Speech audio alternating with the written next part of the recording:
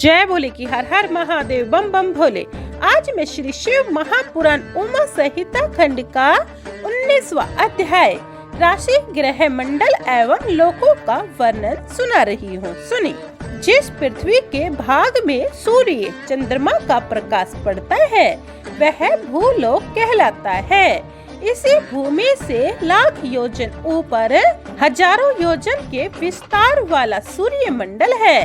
ऐसे लाख योजन ऊपर चंद्रमंडल है। चंद्रमंडल से 10,000 योजन ऊपर नक्षत्रों तथा ग्रहों के मंडलों से 1,00,000 योजन ऊपर 7 ऋषि और इनमें भी 1,00,000 योजन ऊपर ध्रुव मंडल है। पृथ्वी से ऊंचा ध्रुव मंडल है और ध्रुव मंडल से 1 करोड़ नीचे भूर्भुवः स्व है। ये तीनों लोक हैं। इनके मध्य में कल्प निवासी ऋषि हैं। ध्रुव से ऊपर महालोक, यहाँ पर सनक, सनंदन, सनातन, कपिल, आसुरी, वोडु, पंचसिक 7 ब्रह्मा के पुत्र निवास करते हैं। इनसे 2,00,000 योजन ऊपर शुक्र, इससे नीचे 2,00,000 योजन दूर बुध से ऊंचे 10,00,000 योजन ऊपर शनिश्चर मंडल है। ये सभी ग्रह अपनी राशियों पर आरूढ़ रहा करते हैं। इन ग्रहों के ऊपर 11,00,000 योजन की दूरी पर 7 ऋषि रहते हैं। यहाँ से 13,00,000 योजन दूर ध्रुव निवास है। जनलोक से 26,00,000 योजन दूर तपलोक है। उससे 6 गुना दूर सत्यलोक है। भूलोक में सत्यवादी धर्मात्मा ज्ञानी ब्रह्मचारी रहा करते हैं। भूलोक में मुनि देवता सिद्धि आदि, स्वर्गलोक में आदित्य, पवन, वसु, अश्वनी कुमार, विशु, देव, रुद्र, साध्य, नाग, पक्षी, नवग्रह, निष्पाप ऋषिगण रहते हैं। इस प्रकार का ब्रह्मांड चारों तरफ अंडकटाद से घिरा हुआ है। जल से तथा उससे 10 गुना अग्नि, पवन, आकाश, अंधकार आदि से घिरा हुआ है। इससे भी ऊपर दुगुना महाभूतों का लपेटा है। उसके बाद इस ब्रह्मांड को प्रधान तथा महातो से लपेट कर परम पुरुष विद्यमान है। पर ब्रह्मा के गुण, संख्या, नाम आदि परिमाण से रहित है। यही पर ब्रह्मा परमात्मा है। तिलों में तेल एवं दूध में घृत के समान ब्रह्मांड के मध्य व्यापक है। यह आदि बीज रूप है। इन्हीं से अन्य अंडज पैदा होते हैं। इन अंडजों से पुत्र एवं अन्य वस्तुओं के बीज पैदा होते हैं। जब शिव एवं शक्ति का मिलाप होता है तभी सब देवता प्रकट होते हैं। प्रधान महत्व आदि से मनुष्य सृष्टि होती है। शिव शक्ति से उत्पन्न ब्रह्मांड प्रलय में शिव शक्ति में ही लय होती है। ब्रह्मलोक से आगे वैकुंठ जी रहते हैं। इनके बाद ही अति अद्भुत कौमार नामक लोक है। इसमें शिव पुत्र भगवान स्कंद है। इसके बाद उमा लोक है जिसमें ब्रह्मा तथा विष्णु को प्रकट करने वाली आदि शक्ति जगदम्बा देवी का निवास है। इससे आगे अक्षय शिव लोक है जिसमें 3 देवताओं को जन्म देने वाले पर ब्रह्मा परमात्मा भगवान शंकर जी रहते हैं। इस लोक के पास गोलोक है जिसमें सुशीला नामक गो तथा उनकी सेवा के लिए शिव आज्ञा से कृष्ण निवास करते हैं। यहाँ अपनी इच्छा अनुसार विहार परायण संतर्त लोगों को स्वयं शक्ति ने रचा है। 19वां अध्याय समाप्तम। जय भोले की। 20वां अध्याय तप के प्रभाव से मुक्ति के उपाय। शनि। वेद व्यास जी ने पूछा, संत कुमार, जो भक्ति करता महात्मा किस लोक में जाते हैं जहाँ से फिर उनका आगमन नहीं होता?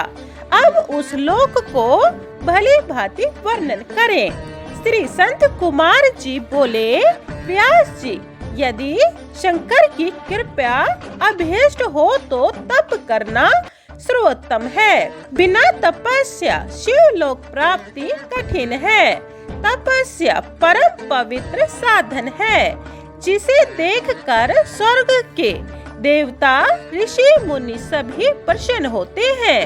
ब्रह्मा, विष्णु जी, हरि भी तपस्या करते हैं। सभी देवी देवताओं ने तप द्वारा सिद्धियां प्राप्त की है। उनकी अभिलाषा इसी लोक में तपस्या द्वारा पूर्ण हो जाती है। सात्विक, राजस, तामस 3 प्रकार का तप होता है। सभी साधनों का साधन है। सात्विक तप देवता, सन्यासी एवं ब्रह्मचारियों के अर्थ है। दूसरा, राजस दानव मानव के अर्थ है। तामस तप तो राक्षस एवं पापात्माओं के अर्थ है। जिस तप को फल की इच्छा न करके किया जाए, वही लोक एवं परलोक में सभी मनोरथों का पूर्ण सात्विक तप है।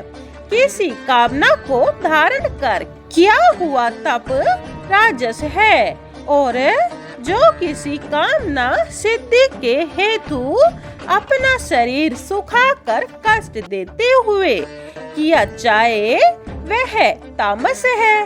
सबसे सात्विक तप श्रेष्ठ है।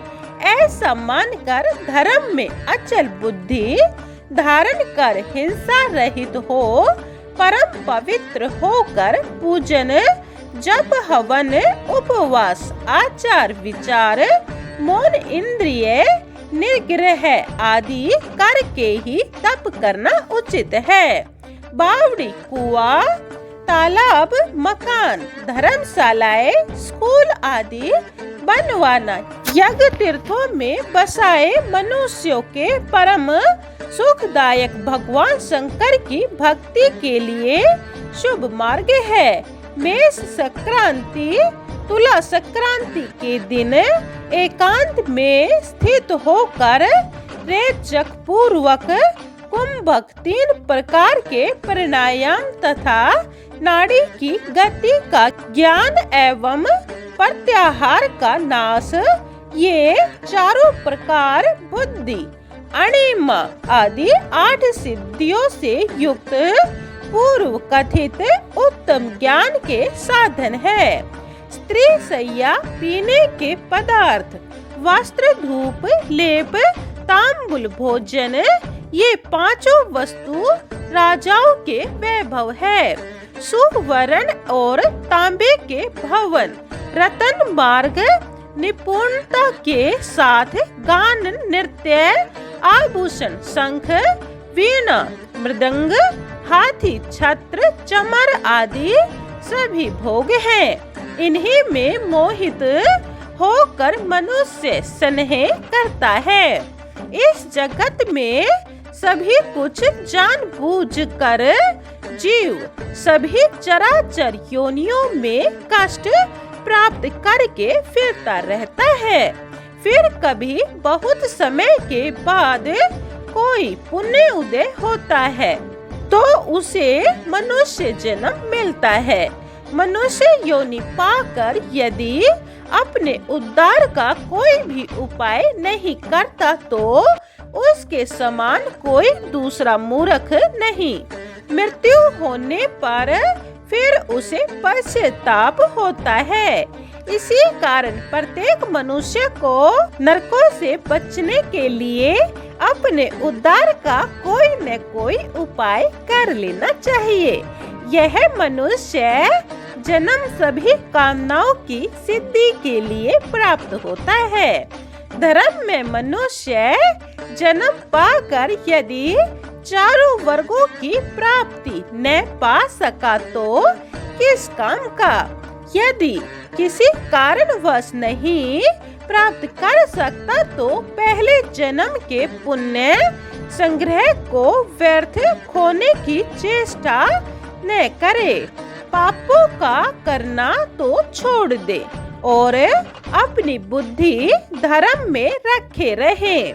मनुष्य जन्म में भी ब्राह्मण जन्म अत्यंत कठिन है।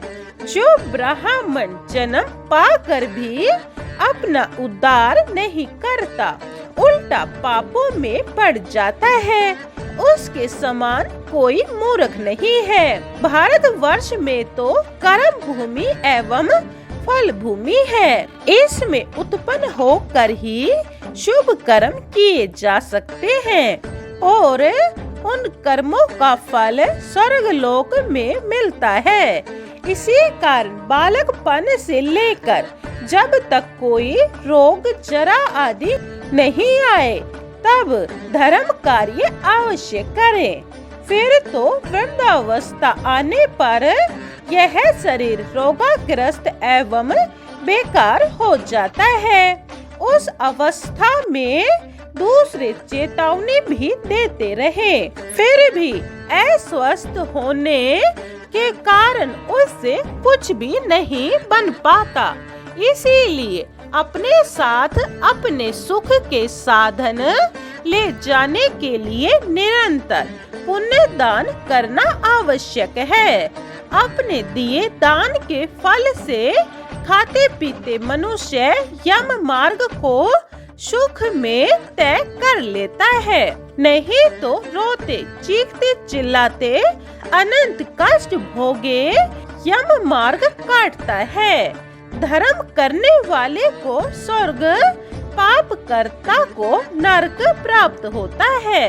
जिन पुरुषों ने थोड़ा सा भी समय शिव आश्रय लिया हो उन्हें भयानक नरक एवं भय के दर्शन नहीं होते, किंतु पाप एवं मोह के कारण शिव आज्ञा से कुछ समय वहां रहकर बाद में शिवलोक की प्राप्ति होती है।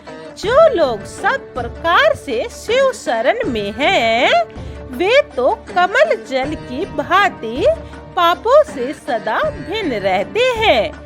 इसी कारण सब प्रकार के भय छुड़ाने वाला तो शिव नाम ही है। 20वां अध्याय समाप्तम। जय भोले की 21वां अध्याय युद्ध धर्म का वर्णन। यह आप दूसरी वीडियो में सुने। अगर आपको शिव महापुराण पूरी सुननी है तो यह चैनल सब्सक्राइब कर ले और कमेंट में जय भोले की लिखें। जय भोले।